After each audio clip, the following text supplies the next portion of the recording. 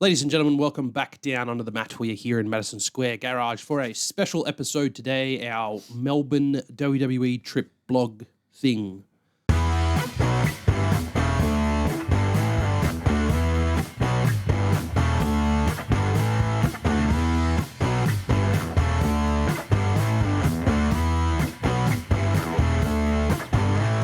It's a road trip. Baby. We did road trip down to Melbourne for the WWE house show, which was done just after Crown Jewel. Hands up if you drove 2,200 kilometers in the last week. This guy.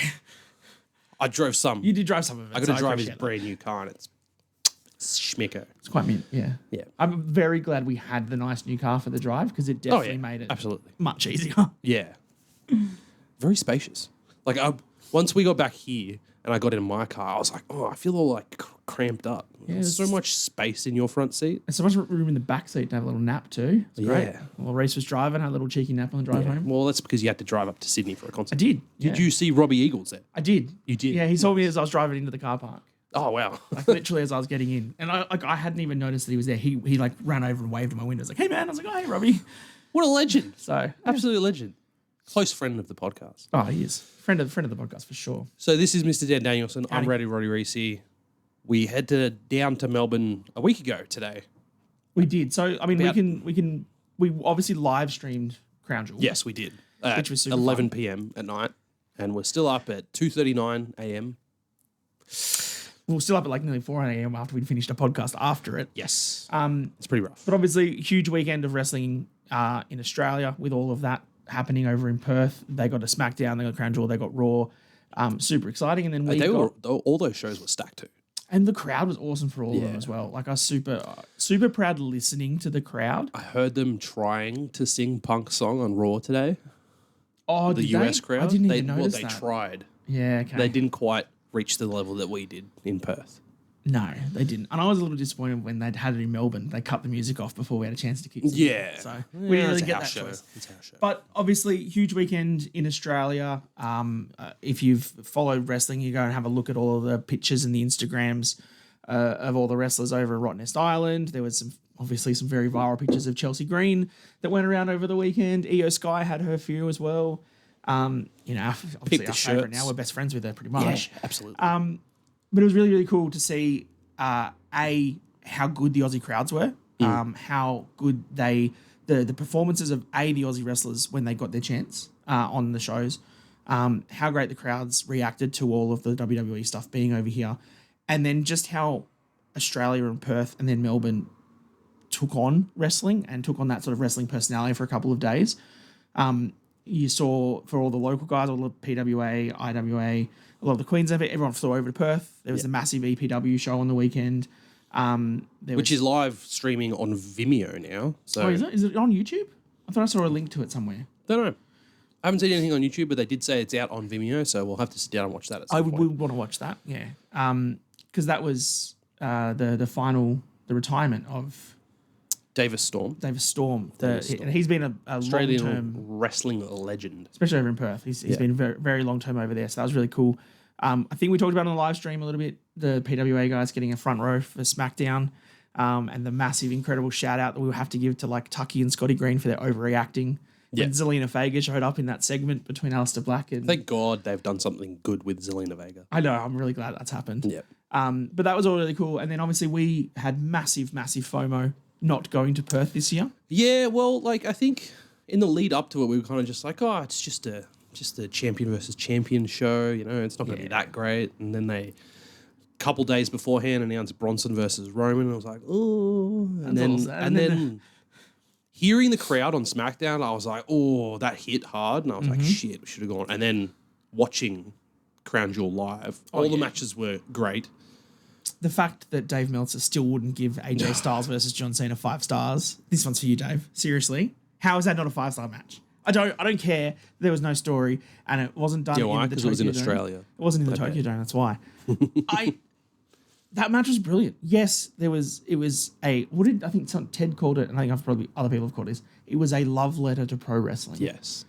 It was all of the moves that, Cena has had hit on him over the years. AJ doing all of the stuff of all the TNA guys that he's wrestled, you know, callbacks to Samoa Joe and Kazarian and all that sort of stuff. Like, it was Storm. Oh, that was a 5-star match. I don't care what you think, Meltzer. That really was. That was so fun. Yet here we are talking about him. Correct. Stupid Dave. But then we had that FOMO. That weekend was brilliant. Then we got our own little weekend. We got our own little time. So we drove to Melbourne. Left about 8 a.m.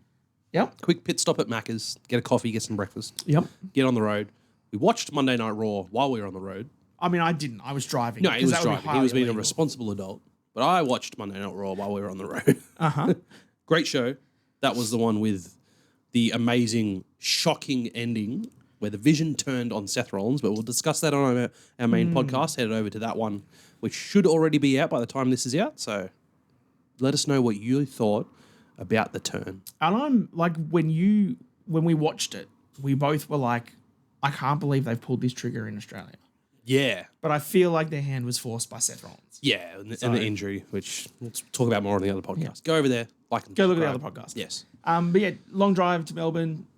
We got down there. We were supposed to go to MCW on the Tuesday night. Unfortunately, that was cancelled. Very unfortunate. So instead, we just ate a whole lot of food in Melbourne. I am still going to wonder what their plans were for that special guest with the contract signing between who the Clydesdale guest and was going to be. I want Scotty. Like, I know Scott. I want to Green. know who no, you don't advertise a card like that when WWE is doing an international tour and it's just going to be local talent. You reckon it was Rhea? I reckon it was somebody. It's probably Grayson, to be fair. That was my first If they were doing... Because it's Tucky and Scotty. It's Tucky and Clydesdale, and it's now a mullet versus mullet, hair versus hair match. Or it was Dom Mysterio. Oh, that would have been Dom wild, calling dude. out a mullet versus mullet match would have been perfect. MCW, hit up our DMs. Let us know what your plans were, please. Yeah, that would have been super fun. It's going to be the greatest question that is left unanswered in Australian professional wrestling history. Ever. Who was the guest for the contract signing? Yeah, so we ate some fantastic barbecue food. Third Wave Barbecue. Make sure you hit it up if you're in Melbourne. There's one in Ivanhoe and in Brunswick. So good. That's a photo of it. I'm still full, to be fair. I seriously, like, since that day where we had that and then college dropout burgers, which more photos there, I literally have not felt hungry since that day. That was fucking Tuesday last week. I've not once felt hungry in the past week. I've eaten at, like, regularly scheduled intervals, but I've never once felt hungry since then. The funniest part to me was that, like, Lachlan has wanted to have, like, barbecue brisket and stuff for a while. Proper brisket. Hungry Jack's brought out, like, a brisket burger, and he's like, oh, I should go have that. And we were like, no. You don't waste. You need to have, if you want your time, first experience, have a proper one. And I remember when we put, like, the rib and the bit of the brisket on his plate, and he just pulled it and it just fell apart. And then, like, that first bite, and he was just like... Yeah, it's good. And it's just like, that was a real joyous moment. That was fantastic. And then those burgers, which we'll put up again, college dropout burgers. Stacked for presentation, my pastrami one, I might have had. Yeah, that was pretty nice. It was good, but I would like it a little more evenly distributed. Oh, was it a bit too, like, chunky in the middle? Or? Yeah, no, at the front. Oh, the front end of the burger. Yeah. Come on. I get it. It looked great, but I want to eat a burger properly. So Plain and simple. That was the Tuesday. It was mostly food. We walked around a little bit looking for Pokemon cards. Uneventful in that space. Couldn't find anything. Yeah, no, I didn't get too much. And then Wednesday. Wednesday was the house show, the WWE SuperShow at Rod Laver Arena. It was our wrestling day. And we obviously decided that there was a few things that were happening around town. We were going to go walk around and see if we saw any wrestlers. We did not.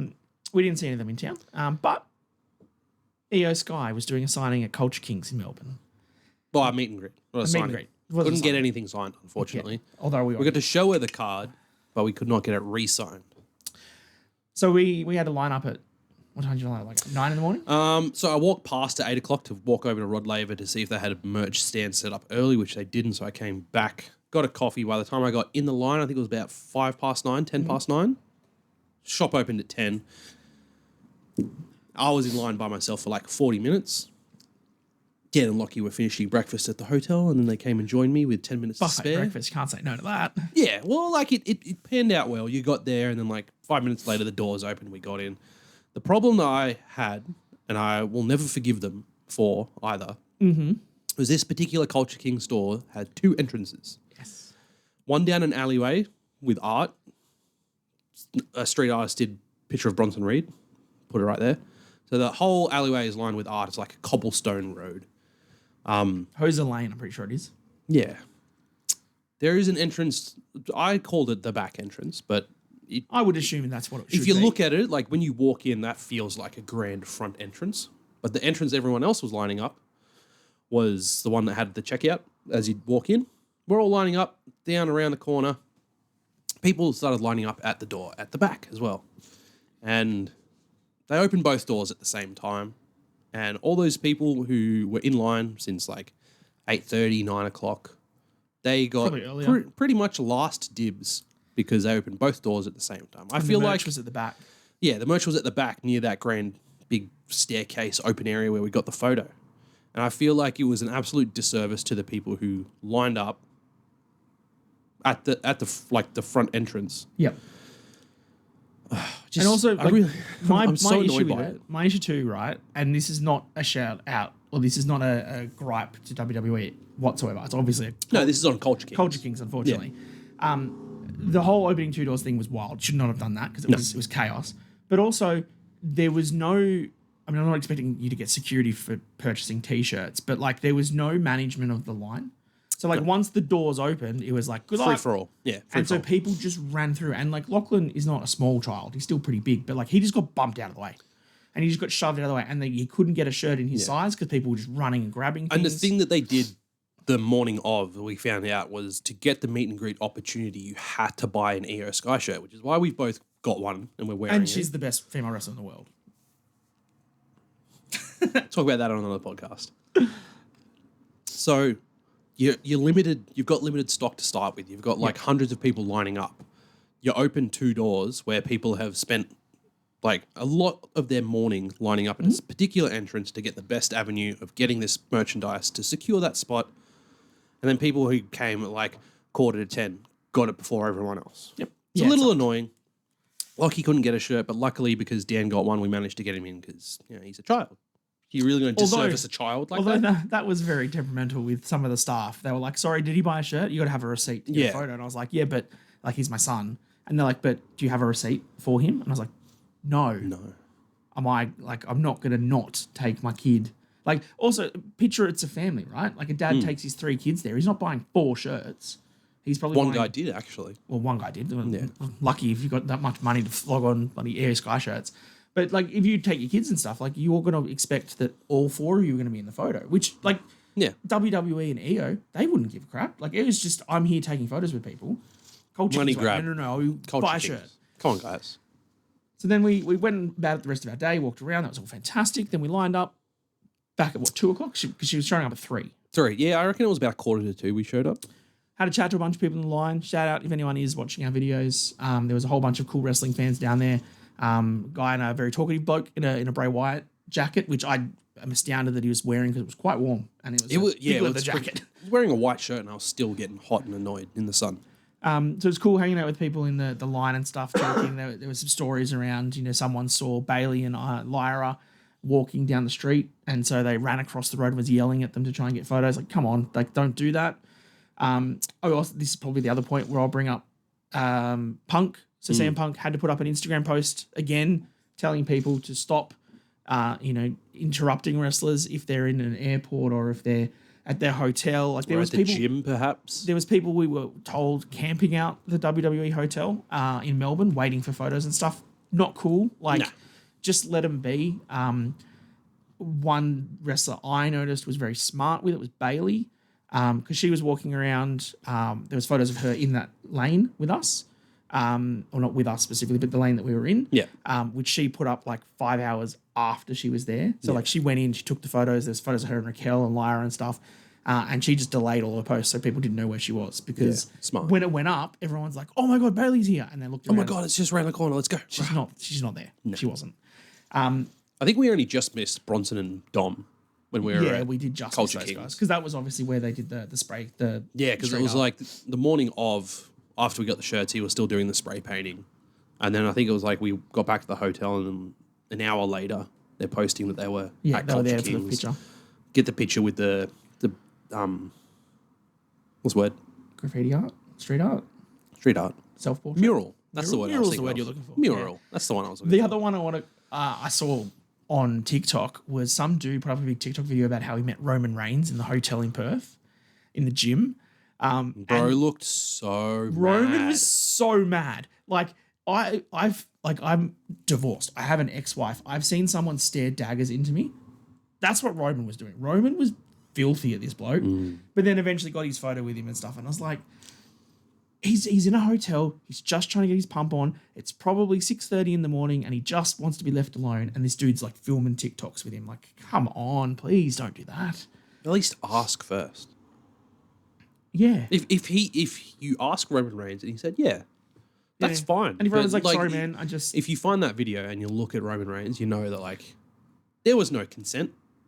This is the challenge. Editor Luke, find the picture of Roman Reigns. Find the grumpy Roman on the TikTok. Good luck. Yeah, good luck. But yeah, we met Iyo. We lined up for a while. We got ushered through. Lockie had the Iyo signed card, which you can see here. How pretty Patch cool auto, that is. limited Patch to auto. 99. Showed it to Iyo. She's like, oh, that's really cool. And we were like, yeah. And then our photo was done. We were gone. It was about 6 seconds. Yeah, it was really quick. We had to go, hey, you're awesome. Love your work. But Iyo was Thank lovely. you. Iyo Well was done. absolutely lovely. Every single person that was lining up got their photo with her. She would have been there for probably 2 hours by the end of it. Yeah, I think the initial scheduled time frame was till 4:30, so 90 minutes. Yeah. Which I was talking to Aussie Heat Wrestling. Go give him a follow on social media if you don't already. He does the wonderful, here's what happened on Raw, SmackDown, blah, blah, blah, in 90 seconds. Excellent form of content.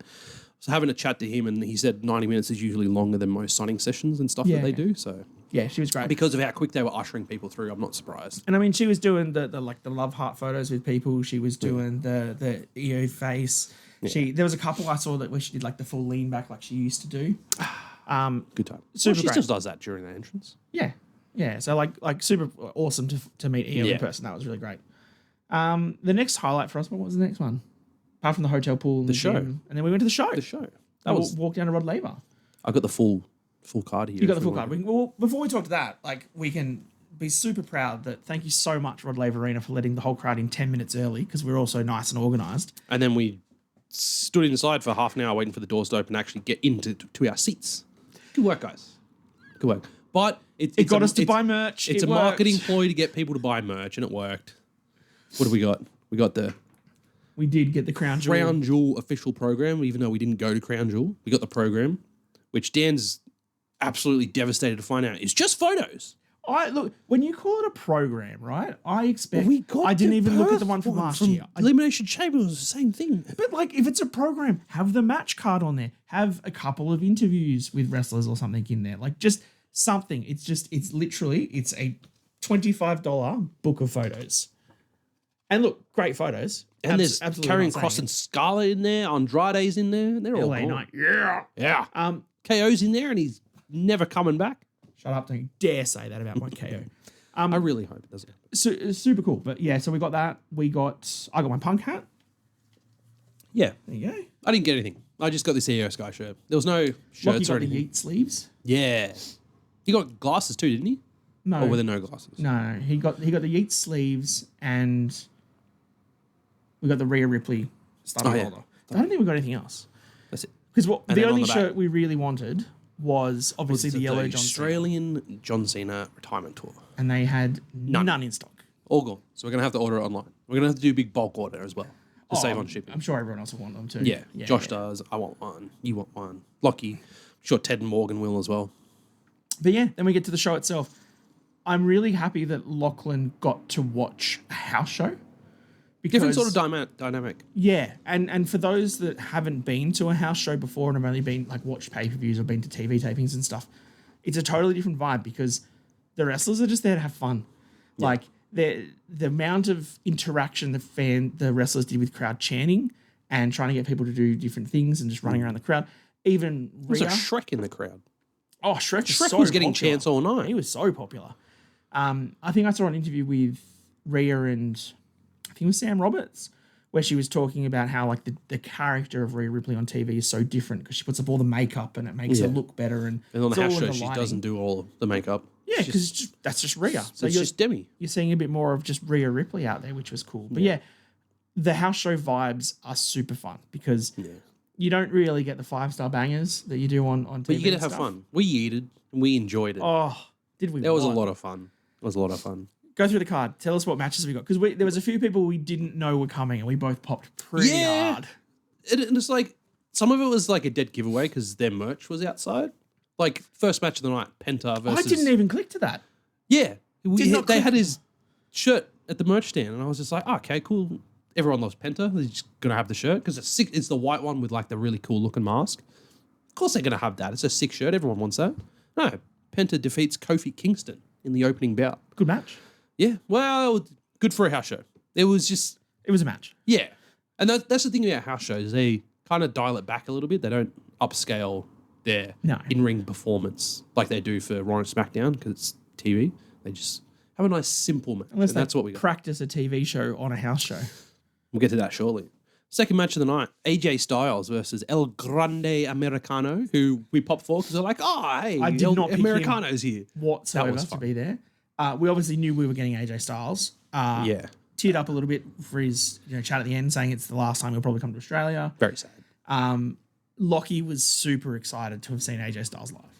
And I'm so glad that he's ticked that off his list, that he's got to see him in a match because AJ is phenomenal, world-class obviously. The finish was a little sloppy, but that's okay. It's a house show. We'll let you get away with it. He dropped El Americano on his head trying to do the Styles Clash, but I wasn't going to say it was pretty soft. Like, they recovered it well. I'll give him that. Maybe they recovered the aircon wasn't on enough and they were just too slippery and he couldn't quite grip enough. He's a big man. It's an accident. He's a big man. These things happen. Third match of the night. Local talent. Rhea Ripley. Local talent. Rhea Ripley and Iyo SKY defeating the Kabuki Warriors. Yep. This was pretty much a redo of the match at Crown Jewel. Yeah. Nothing to complain about. Match number 4, a triple threat for the Women's United States Championship, which we were kind of surprised about. Like, oh, who's this going to be? Lyra comes out, and then Bayley comes out, and then Julia. And well, Julia. We knew it was Julia because it's for the US title. Well, yeah. I mean, this clicked to us whilst we were watching it. We were like, oh, hang on a minute. So, like, they've all done the Perth tour, and then Raw has already been filmed, so it's probably going to be mostly Raw wrestlers. Yeah. But Alicia Taylor, who sprinkled a couple of SmackDowns in there. Yeah, Alicia Taylor was the host, and she came out and said, "You need all the Raw wrestlers and some SmackDown people." And we're like, "Oh, yeah, exciting!" And then we worked out. Oh, hang on a minute. After this, Japan tour after. So the Japanese talent. Yeah, so it's Julia got Shinsuke and Julia. Yeah. And Japan was where Rhea broke her nose. That's unfortunate. Picture right there. The one with the dog. With the dog. Have fun, Luke. Match number 4, Shinsuke Nakamura and Jey Uso versus Braun and Bronson, which we thought for sure Bronson in his home country getting another dub. He just beat Roman Reigns. But we were let down. He got by Jey. Well, he didn't. Braun did. Braun dropped the ball. Or dropped the spear, as the case may be, because Jey speared him for a win. Yeah. A little disappointing, but it was fun to yeet. So fun to yeet when Jey came out. Yeeting when they run it back too. Yep. As much as I hate it on TV. Oh, it's so fun to do in person. Plus, Shinsuke getting his old music back, like hearing that banger. Oh, I'm so happy they gave him his old music back. Yeah. That was fun. Getting to see Braun, and there was a point where I think Braun Breaker was getting some kids in the crowd. He got security to come over to try and kick him out because they were cheering. They were all yeeting and wearing the yeet stuff. They got us to sing Bronson Reed. Bronson Reed. We're doing all the Bayley chants for the triple threat beforehand. Yes, we did. Hey, Bayley. That was a good one. We had an intermission, and then after we came back from the intermission, Ivar comes out. We're like, oh, what's going on? I did not think Ivar was going to be here. I was like, okay, cool. No. All right. And then the lights went down and music started. We're like, who the fuck is this? Turns out it was Rusev. We just forgot what his music was. Rusev made very quick work of Ivar. Gets on the mic. And, I'm going to beat Dom for the Intercontinental Championship. I made quick work of Ivar. Give me another challenger. This is where we got L.A. Knight. Yeah. Beating Rusev after he makes an open challenge. Now, this was only made, we figured, because the Seth injury. Because it was initially going to be Seth versus LA Knight for the title. Oh, was it? Yeah, because I'm pretty sure that's what they were doing on the Japanese tour as well. Okay. Right. So Makes that's sense. probably what they were going to do in Melbourne. But no, we did not get Seth Rollins, and we got LA Knight beating up Rusev, getting a victory. Sad about Seth, to be fair. Yes. Lockie would have loved to have seen him, and I would have loved to have woed with the entire crowd. That would have been... But because we did it at Elimination Chamber, but I don't think it was ever quite as big. And like you said too, right? Last year, Elimination Chamber was an outdoor stadium. So Everything was a lot louder in the arenas for Crown Jewel, SmackDown and Raw. Yeah, much louder. And for this house show too. 4 sold-out shows across Australia. Pretty wild. Love it. Second last match of the night, Stephanie Vaquer defending her championship against Roxanne Perez. Now, you might say, hey, didn't they just do that match on Monday Night Raw this week? They did. They did. We saw it first in Melbourne. Eat shit. It was pretty much the same match. Yeah, except for the finish. The finish was slightly different. Yeah, the finish for the Melbourne show was when Raquel tried to distract Stephanie, got in the ring when the ref was doing something. Yep. Can't remember. Turnbuckle pad, trying to undo it. Goes to line up Stephanie for the big boot. Stephanie moves. Big boots Roxanne. Stephanie hits the SVB. Boom. Done. 1, 2, 3. Yeah. But we did not get that on Monday Night Raw. This time it was when Stephanie took out Raquel from a top rope thing to the outside, and then she came in SVB and won. So it was Slightly different. Testing the waters. But really fun. And this was, you could tell from us watching this was not a house show match, and you could tell that really fast. Like They were testing the waters for a proper match. Yeah. Every other match so far has been, a few strikes and then a suplex and let's muck around and do things. And then we'll hit 2 finishes and we're done. Yeah. Whereas this was there was rolling, grappling, there was submissions, and you're like, this is an actual. It was real fluid. Match. And easily the best match of the night. Yeah, I'd say so. Main event time. Dirty Dom Mysterio defending his Intercontinental Championship against CM Punk. Got to see my boy live. You got to see Punk And I got live. to see CM Punk. It was a joke that saying Dirty Dom's my boy. Because he looks like Lachlan? No, I've got a haircut. It was a joke. It's fine. It was CM Punk. I got to see CM Punk live. And I'm really glad that happened. And we got to see Cult of Personality. And, that was really good. And all of that was amazing. This was really fun. I think one of my favorite parts of this was the amount of Dirty Dom chants. We were chanting all for him. We were chanting for Punk. One of my favorite chants that happened in this one was AJ's husband. Yep. AJ's husband. And Punk could not hear it. So whether or not it was just because it was so loud and so much noise, he couldn't tell. But I remember we were chanting it and he didn't know what we were saying. And he walked over to Jess, the referee, and was like, what are they doing? What are they saying? And she's like... Didn't you go get on a mic and ask? No. There was another point where he said... Was it? No, I'm sure I feel like he asked on the microphone. I'm sure he just went over to the ref and was like, what are they saying? And she said AJ's husband. And then he got up on the turnbuckle and was getting us to do it because it was AJ's husband. We had the Fireflies coming out during that match as well. We did. Which is really nice to see. Yep. During that, nice touching moment, having all the Fireflies out while they're doing the comedy spot in the ring where they're going opposite ways across the ring. Yep. But not hitting each other. Running across the ropes. Got love with that. And then Punk rolls out of the ring and then Dom's just running the ropes by himself. Great. Very house show. Very fun. Yeah. Punk would end up winning by disqualification because Raquel and Roxanne were by ringside with Dom and interfered, started beating up Just Punk. a straight low blow. I think Punk got Dom up for GTS, ready to go. The second or third time they teased it. Yeah. Got him up and Roxy was just like, nope. Boots. And then beat down on Punk. Guess who makes the save? Wonga, wonga, wonga, wonga, wonga, wonga, wonga. And Rhea. Iyo SKY and Rhea Ripley make the save. We got another face-off with Rhea and Dom, which was really great to see. They're still thrown back to that. Punk got to do a riptide. Well, Punk hits the go to sleep on Dom first, then picks him up, riptides him, and sexy pins Dom. Yeah. Rhea counts 1, 2, 3. That was fantastic. Said the crowd happy. And then obviously in the Japan tour, Rhea actually hit Dom with the riptide. Oh, I did. Yep. I hadn't seen that yet. Yeah, she hit it on the first night of the Japan tour because the second night she got her nose broken. Which we've already shown that photo. Yeah. Here it is. Thanks, Luke. Yeah, all around. Great trip to Melbourne. Great food. I love wrestling. I feel like this has kind of rejuvenated my love for wrestling. Yeah, and I think it was fun going to the live show. Yeah. We love local wrestling. We love going to all the PWA and the Slam shows and we want to get down to an MCW show when they happen. And obviously we say this every time we record, support your local wrestling because there is nothing more fun than live wrestling, right? the fact that you get to interact, watching what you love, being fully sports entertained, but with a crowd of people that are enjoying the same thing. We dislike yeeting, but when there is 10,000 people in that stadium and they're all just yeeting with it, it was so much fun. And you go to your local shows and you can do your tucky and for the dropouts. It's way more fun with a whole bunch of people that are loving the same thing as you. So 1,000% get out there and see live wrestling because love it. This was really, really fun. And house shows are great. They are so fun for the families, for the kids. They hit, you see Mexican Destroyers, you see GTSs, you see Riptides, you get all the big moves that you want. And you just get to cheer and chant, and it's fun. It's just fun. Wrestling is fun. It is. It's getting better too. I feel like the last week and a half of WWE, at least, has been pretty on the ball. It's all the AI. It's all the co-pilot. Discuss that on another podcast. We're going to wrap it up there. Thank you for tuning in. This has been Mr. Dan Danielson. I've been Radio Roddy Reese, and we will see you next time down under the mat. Too sweet.